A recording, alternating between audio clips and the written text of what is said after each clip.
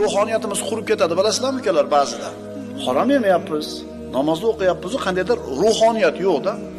Yuragimiz jiz etmaydi, ko'zimizga yosh kelmaydi. Xuddi quruq hali yotib turayotgan odamga o'xshaymiz.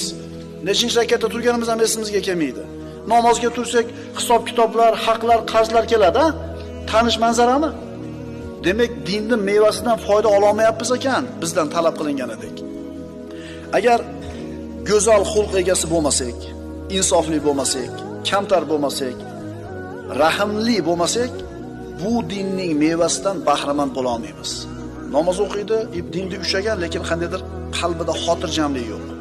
Hayotdan bir rozilik yo'q. Nimaga unaqa desa, xulqi joyida emas.